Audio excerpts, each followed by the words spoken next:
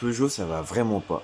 Entre une fiabilité très compliquée, des réussilages très moches et des prix, on va dire, assez salés, la marque Peugeot est aujourd'hui en 2025 dans une période compliquée. Bon, on se retrouve pour une nouvelle vidéo. Cette fois-ci, on va revenir sur la marque Peugeot, comme j'ai fait pour Citroën en juillet et Renault il y a un mois. Donc, likez la vidéo et abonnez-vous, ça me ferait hyper plaisir. Comme ça, vous ratez pas nos prochaines vidéos. Bon, Peugeot, au début des années 80, ça va pas. Quand je vous dis ça va pas, ça va vraiment pas.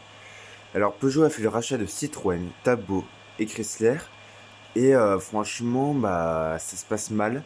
La marque Citroën est en péri. Peugeot, bah, ils ont le symbole d'une gamme vieillissante. Bon, la 505 reste sympa, mais c'est vrai que la 305 est très vieillissante. Mais ce n'est pas grave parce qu'en 1983, Peugeot va lancer la Peugeot 205.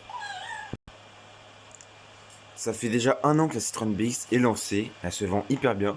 Citroën est sauvée, la marque continue et ne fait pas faillite, mais c'est au tour de Peugeot, et Peugeot lance la 205 en 1983, et là, la 205, elle veut remplacer la 104, et là, elle se vend hyper bien, mais elle est hyper robuste, elle n'est pas chère, c'est la voiture de tout le monde, tous les jeunes veulent avoir dans les années 80. En témoigne parce que mon parent en a eu une dans les années 80, c'était une 205 Junior blanche, 3 portes. En 1987, Peugeot sort la 405 qui veut remplacer la 505. Et là, la Peugeot 405, elle se veut moderne. Elle concurrent, c'est une concurrente des Allemandes. Elle veut aller sur le territoire des Allemandes. Elle veut se montrer très belle, très robuste. Et franchement, bah, elle va bien se vendre parce qu'aujourd'hui, en 2025, elle est aussi vendue en Asie, si je me trompe pas. Et franchement, cette voiture, ça va vraiment être une voiture qui va être moderne dans son approche. Et elle va vraiment donner un coup de fraîcheur, un coup de jeune à la marque Peugeot. Bon, Peugeot, comme vous le savez, leur point fort, c'est les coupés et les bannières routières. Et comme la 405 cartonne, bah, en 1989, ils vont faire la Peugeot 605. Mais bah, la Peugeot 605, au début de sa carrière, elle connaîtra une fiabilité très compliquée, comme en témoigne une Citroën XM berline, sa concurrente principale. Seule la Safrane aura très peu de soucis de fiabilité. Mais ce n'est pas grave parce qu'en 1991, les problèmes vont être réglés, les problèmes électroniques, et la Peugeot 106 va arriver. Bon, à ce moment-là, Renault a remplacé sa Super 5 avec la Clio 1 depuis une année maintenant. Et c'est vrai que la 205 est commercialisée depuis 8 ans. Bon, elle se vend très bien, mais c'est vrai qu'elle commence un petit peu à se faire vieille par rapport à une AX et Super 5 qui sont arrivés un petit peu après. La 104 aussi se fait vieille parce que oui, sa carrière a été terminée en 1988, il y a 3 ans, et c'est vrai qu'il fallait une voiture un peu plus courte que la 205. Donc Peugeot va lancer la Peugeot 106 et elle va très bien se vendre. Donc la Peugeot 106, elle va être basée sur le châssis d'une Citroën AX. Et ça va être une très bonne voiture et elle va très bien se vendre avec à peu près 3 millions d'exemplaires. Mais c'est vrai que bah, la 305 elle commence à se faire vieille elle aussi. La 309 bah, c'était une voiture qui était déjà dans les cartons, donc c'est vrai que bon, il fallait une nouvelle berline compacte chez Peugeot, dans sa gamme. Et c'est vrai que la 309 elle faisait un petit peu berline tricorps, et c'est vrai que face à la BX ou la Renault 19, elle prenait un coup de vieux. Donc Peugeot va sortir la Peugeot 306 qui ressemble à la 106 mais avec un aspect un peu plus allongé et plus spacieuse et plus confortable pour les familles un peu plus grandes. Bon, la Peugeot 306 là va très bien se vendre avec plus de 2,5 millions d'exemplaires. Et vraiment, c'est une voiture hyper robuste, confortable, avec une qualité de fabrication très sympa, avec des déclinaisons très sympas avec le break, le coupé et la berline tricorps. En 1995, la Renault Safrane est commercialisée depuis 3 ans. Donc c'est une voiture qui se vend très bien. Mais c'est vrai que Peugeot, bah, avec la 405, bah, c'est vrai que la 405 elle commence à prendre un petit peu un coup de vieux. Donc Peugeot va lancer la 406. Et la 406 va très bien se vendre. Elle sera très fiable et aura une déclinaison break. Mais avant cela, une année avant, il y aura la Peugeot 806, qui est un monospace qui va concurrencer le Renault Espace. Donc la Peugeot 806, c'est un monospace avec des portes coulissantes très sympa, qui arrivera dès 1994. Donc c'est une voiture très fiable, avec une qualité de fabrication très sympa, qui tient dans le temps. Et c'est vrai que c'est une voiture qui va bien se vendre. Et elle aura une déclinaison Citroën Evasion, Fiat Ulysse et Lancia Setta sur le marché automobile. Mais la Peugeot 406 aura aussi une déclinaison coupée. Elle va très bien se vendre et c'est une voiture qui symbolise un renouveau et vraiment un coupé très sympathique qui va concurrencer les Mazda MX-5, mais d'une approche plus familiale et plus habitable. Sortira en 1998 la Peugeot 206. Donc en fait la Peugeot 106, c'est vrai que la 205 elle commençait à se faire vieillir. Elle avait quand même 15 ans de carrière, donc la 205 va terminer sa carrière. Mais c'est vrai que entre la 106 et la 306, il manquait d'une voiture. Donc sortira cette Peugeot 206, elle va très bien se vendre. Elle aura une déclinaison cabriolet et break. Elle sera la Peugeot la plus vendue, mais également la voiture française la plus vendue entre 1998 et 2012. En 1999, Peugeot lance la série 7 avec la Peugeot 607. Donc la 607 veut concurrencer la Citroën C5 de première génération qui vient d'arriver. Donc c'est une voiture très sympa, mais malheureusement elle connaîtra des soucis de fiabilité comme la 605 à son arrivée. Décidément, c'est pas de chance. Mais cette voiture est pour son époque une voiture rafraîchissante et moderne de présentation. Bah oui, parce que la 206, elle lance ce design sur les feux avant qui ressemble pour ma part à des bananes. Moi ça me fait penser à des bananes, mais bon, c'est qu'un avis. Cette Peugeot 607 se vendra à 200 000 exemplaires environ entre 1999 et 2008. C'est largement mieux qu'une Renault Velsatis avec 60 000 exemplaires ou qu'une Citroën C6 avec 25 000 exemplaires. En 2001, Peugeot lance la Peugeot 307, une nouvelle berline compacte qui remplacera la Peugeot 306. Donc par rapport à la Peugeot 306, elle se vendra un petit peu mieux avec 3 millions d'exemplaires. Mais malheureusement, la Peugeot 307 en phase 1 connaîtra des soucis de fiabilité comme beaucoup des constructeurs français à cette époque. Mais ce n'est pas que ce problème-là parce que la qualité de fabrication sera abominable. Mais elle s'alourdira et elle va vraiment aussi également s'allonger par rapport à la Peugeot 306. Et c'est vraiment dommage. Mais en fait, ce qui est dommage sur la Peugeot 307, c'est qu'en phase 1, elle est vraiment belle, mais elle n'est pas fiable. Que sur la phase 2, elle est moche, mais elle est fiable. Elle aura aussi une déclinaison CC qui connaîtra beaucoup de soucis de fiabilité par rapport à l'électronique du toit, malheureusement. Bon, mon père en possède une, c'est vraiment une catastrophe, mais je vous saurai initier très bientôt. Elle aura aussi droit à une déclinaison SW 7 places que j'aime beaucoup. En 2002, Peugeot sort la Peugeot 807, la remplaçante de Peugeot 806, et elle aussi, elle aura ses déclinaisons Citroën C8, Fiat Ulysse et la Lancia Fedra.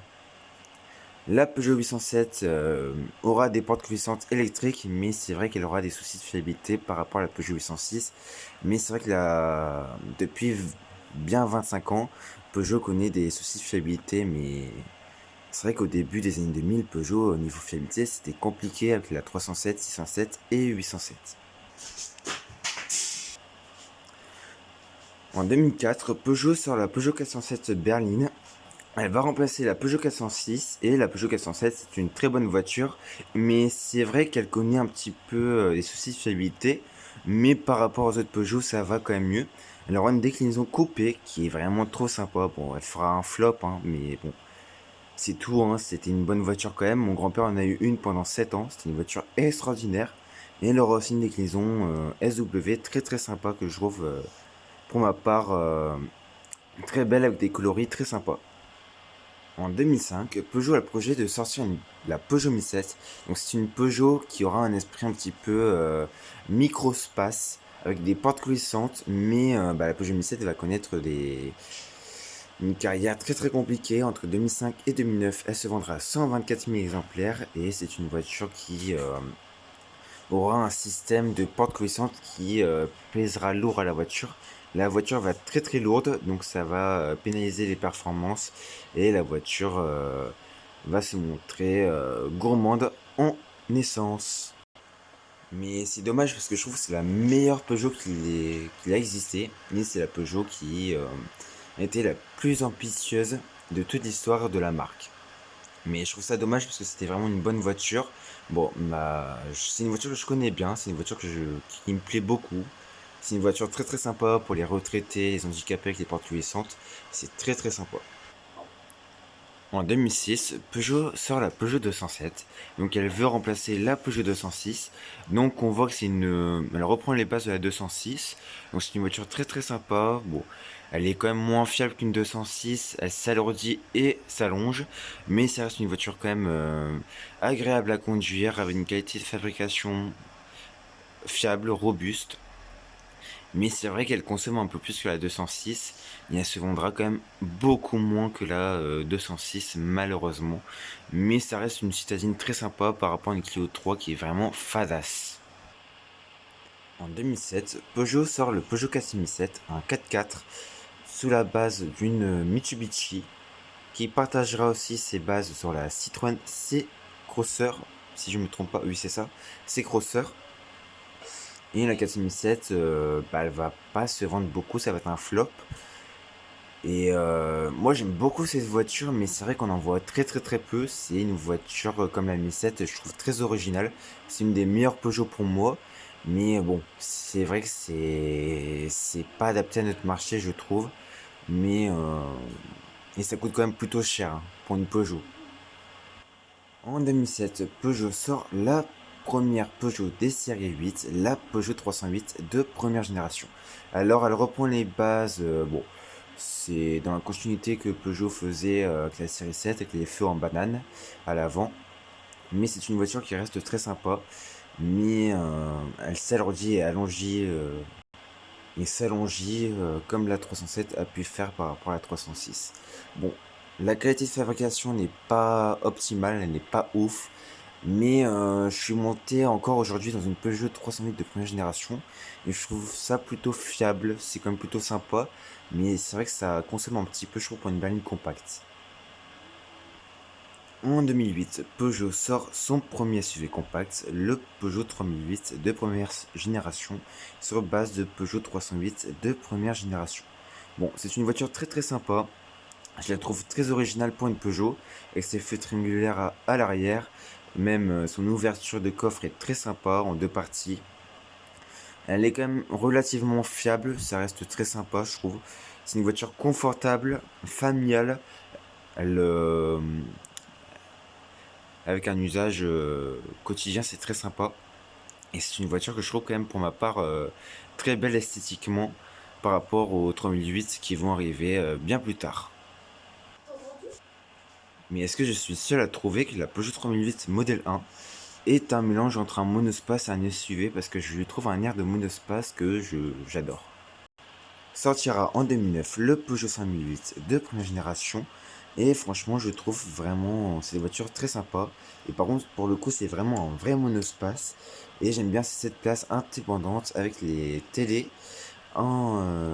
c'est les télés mises sur les dossiers arrière des sièges avant.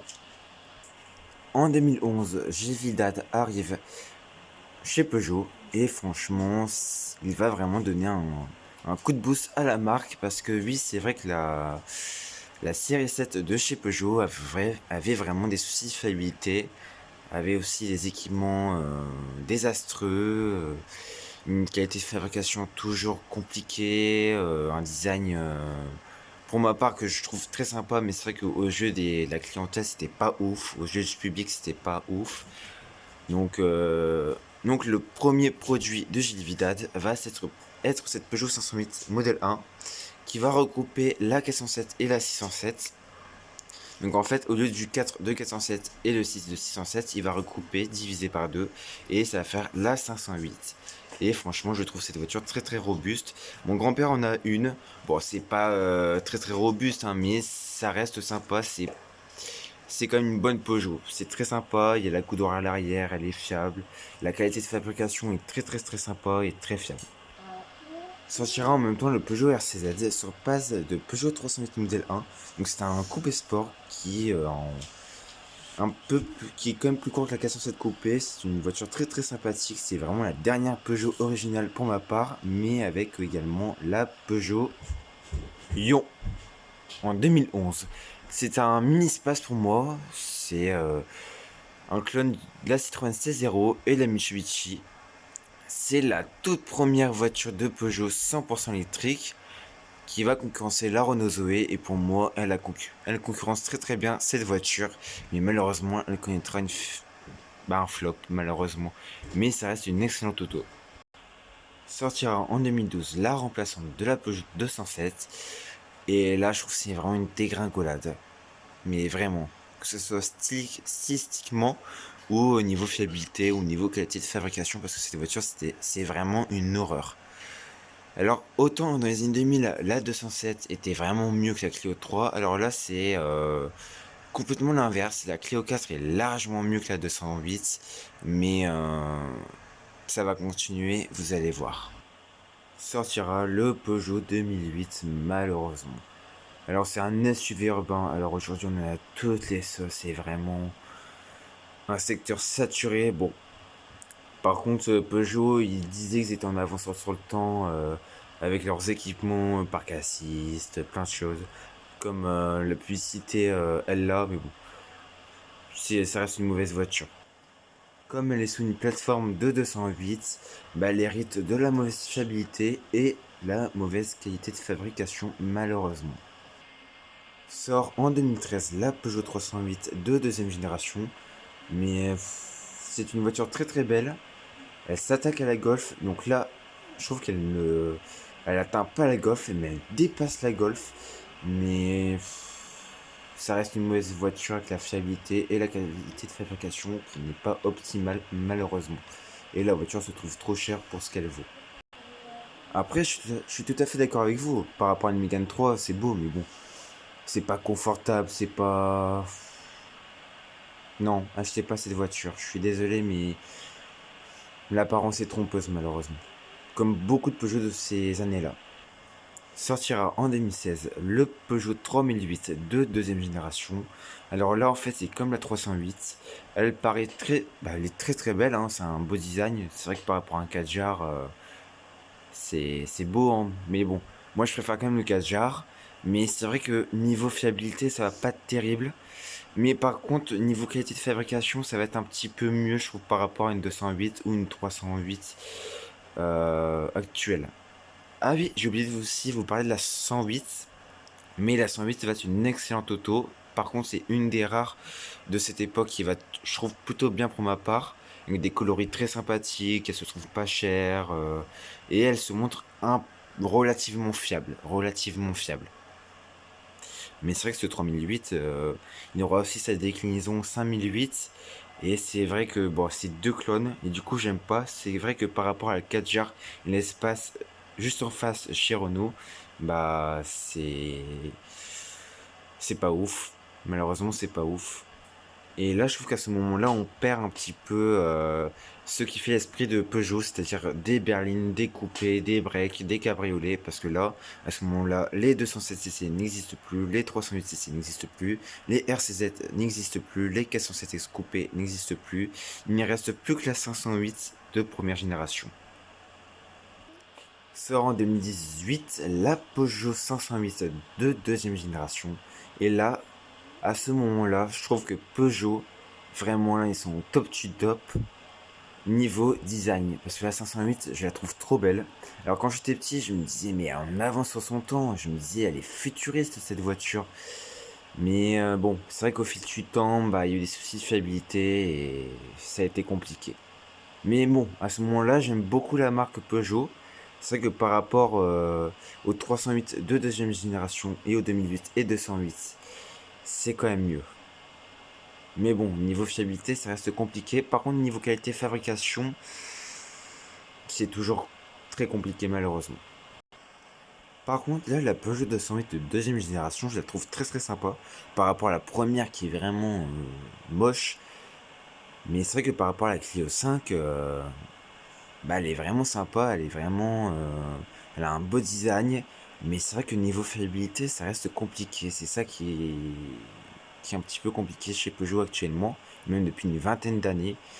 Mais cette 208, c'est vrai que malheureusement l'espace qui est à bord, c'est pas optimal par rapport à la longueur de la voiture. Je trouve que par rapport à une Clio 5, on est vraiment moins, c'est moins confortable malheureusement. C'est dommage. Et malheureusement le 2008 c'est pareil. Par contre là j'en ai marre des SUV. J'en suis vraiment désolé. Je trouve que par rapport à Nissan Juke c'est pas très beau. Et c'est comme la 208. C'est compliqué. Sort en 2021 la Peugeot 308 de troisième génération. Et alors là, je trouve que par rapport à une Golf 8, ils sont vraiment au-dessus niveau look, c'est vraiment sympa. Même niveau fiabilité, hein, c'est mieux qu'une Golf 8. Hein. Ça reste sympa, elle a des coloris très sympas, mais bon. C'est vrai que Peugeot, depuis 2018, depuis l'arrivée de la 508 de deuxième génération, je trouve que le niveau coloris, c'est très sympa. Avec ce vert bouteille que je trouve très très sympa. Et oui, c'est vrai que la 308 est particulièrement belle. Et c'est vrai que niveau vente, à ce moment-là, ça va chez Peugeot. Mais ça va depuis 2015. Mais ça reste compliqué. Niveau fiabilité et qualité de fabrication. En 2023 sort la Peugeot 408. Alors c'est vraiment une voiture que j'aime beaucoup parce que j'étais à cette période-là en stage en 2023 dans un garage Peugeot pendant sa sortie et j'ai kiffé cette voiture, je l'ai adorée. Bon, c'est un SUV coupé. J'ai vraiment aimé cette voiture. J'ai vraiment bien aimé cette voiture avec la 508. Mais c'est vrai que par rapport, c'est vrai que par rapport aux autres voitures de la gamme, je la trouve bien plus réussite. Et ça faisait longtemps depuis chez Peugeot, mais par contre, elle ne se vend pas et c'est un flop. Elle ne se vend pas. Je pense que c'est la Peugeot que je préfère depuis la 508, pour vous dire. La 508 de deuxième génération. Mais c'est vrai que par rapport à ce qu'a su faire Peugeot dans les années 70 avec les 404 coupés, 504 coupés, on est vraiment très loin quand même. C'est marrant, je pense que les Peugeot que j'ai le plus détesté depuis que j'ai fait la vidéo là, les Peugeot que je déteste le plus qu'on a parlé dans la vidéo, c'est la 208 de deuxième génération, première génération, 308 de deuxième génération, le 3008 et 5008 de deuxième génération. Et je trouve je trouve que c'est des voitures qui manquent d'âme. Mais c'est pas des voitures très très fiables malheureusement pour ma part. Sort en 2024 le nouveau 3008. Et là c'est vraiment une dégringolade par rapport à la deuxième 3008. Parce que là clairement on a une approche SUV coupée. Moi j'aurais appelé 4008. Et la découpe de l'Aion est vraiment en galère pour mettre les bagages dans le coffre. Et c'est une voiture très très peu fiable et le restylage c'est vraiment abominable. Alors jusqu'à la 408 le look ça allait, mais là c'est vraiment hideux, mais c'est vraiment hideux. Et ça va continuer avec le 5008 de troisième génération et le restylage de la 208 et du 2008. Et aujourd'hui on en est où? Bah aujourd'hui la gamme se montre très peu fiable avec un look hideux pour les voitures restylées. Il manque plus que la 408 et la 308 qui ne sont pas restylées encore. Mais c'est vrai que les tarifs sont assez salés. La qualité de fabrication n'est pas optimale. Bon, ça c'est, je vous le dis depuis 2015. Et c'est vrai que c'est pas une gamme, je trouve qu'il manque de choix par rapport à Renault qui lance la Renault 5, la 4, la 4L, la Scénic, le Rafale, l'Arcana, le Scénic, ouais, l'espace. Je trouve qu'il manque de voitures parce que regardez, à part la 208, la 308, la 408, on n'a rien. Et après on a le 2008, 3008 et 5008. Et je trouve qu'il manque de voitures, il manque de produits dans la marque malheureusement. Moi, je trouve ce qui pourrait être bien, ça pourrait faire une version, encore je ne sais pas. Franchement, je trouve que Peugeot, c'est vraiment une marque qui peut paraître bien aujourd'hui, qui peut paraître belle, qui se vend bien, mais au final, c'est pas une bonne marque. J'ai encore vu hier, hein, il y a une 208 sur la dépanneuse, mais c'est vrai qu'il y a un pote, une connaissance, un moi qui m'a dit, qui s'est fait le constat que les Peugeot actuels sont des voitures qui sont tout le temps sur les dépanneuses. À chaque fois qu'on voit une dépanneuse, il y a une Peugeot récente sur la dépanneuse. Et je rejoins cet avis parce que je trouve que ces Peugeot ne sont pas fiables. Mais c'est vrai que avec leur moteur PureTech et le groupe Stellantis, ça reste donc compliqué. Mais pas que pour Peugeot, mais pour beaucoup de marques comme Citroën, Fiat et Lancia. Bon, moi ça me dégoûte de voir cette gamme-là. Alors on dit que la gamme Peugeot Série 7, c'est une gamme horrible. Bah honnêtement, moi je préfère 100 fois rouler en Peugeot Série 7 que rouler avec cette gamme-là. Je suis désolé. Bon, en tout cas, j'espère que cette vidéo vous a plu. Si elle vous a plu, likez la vidéo, commentez-la. En tout cas, merci d'avoir regardé cette vidéo jusqu'ici. Franchement, c'est gentil à vous. Et je vous dis à très bientôt pour une prochaine vidéo. Merci à vous. Au revoir. Ah oui, et j'ai oublié, on va bientôt sortir l'essai de la Peugeot 1007 et la Peugeot 307cc. Très bientôt, je pense d'ici 10 jours maximum. Allez, à la prochaine et prenez bien soin de vous.